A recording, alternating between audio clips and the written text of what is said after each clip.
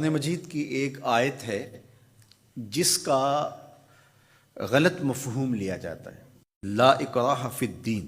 تو اس کا جو مفہوم لیا جاتا ہے عمومی طور پہ وہ یہ ہے کہ دین میں کوئی جبر نہیں ہے، اور جبر سے مراد مذہب بیزار طبقہ یہ لیتا ہے کہ کسی قسم کا کوئی قانون اور کوئی ضابطہ جو مذہب عائد کرتا ہے وہ نہیں ہے۔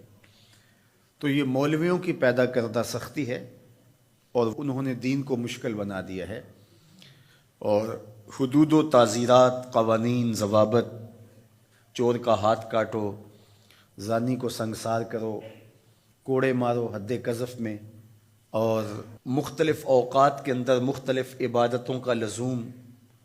تو یہ کیا ہے جب قرآن کہتا ہے لا اکراہ فی الدین، دین میں کوئی سختی نہیں ہے، کوئی جبر نہیں ہے، جو مرضی کرو؟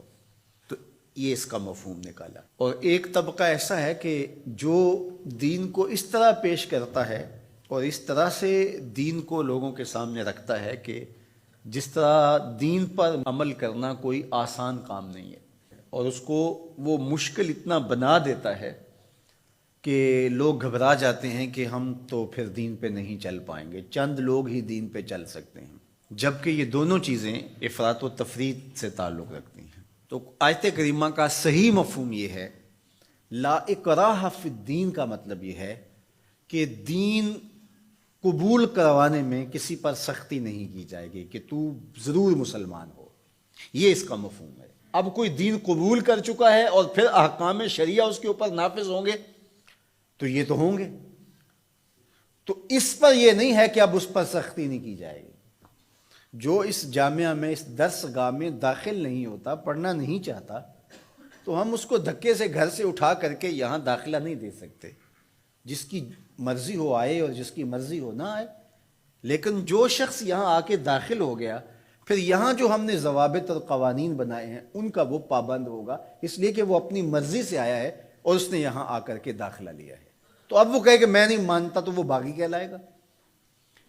تو اسلام کے اندر کسی کو سختی سے داخل نہیں کیا جائے گا، ترغیب دی جائے گی۔ اور قرآن مجید کی اس آیت کریمہ کو اگر پورا پڑھیں تو سارا مفہوم واضح ہے۔ لا اکراہ فی الدین، دین لانے کے حوالے سے کوئی زبردستی نہیں ہے۔ قد تبین الرشد من الغی، ہدایت کا راستہ گمراہی سے ممتاز ہو کے واضح ہو چکا ہے۔ اب جس کا جی چاہے وہ ایمان لائے اور جس کا جی چاہے وہ کفر کرے، یہ اس کی مرضی ہے۔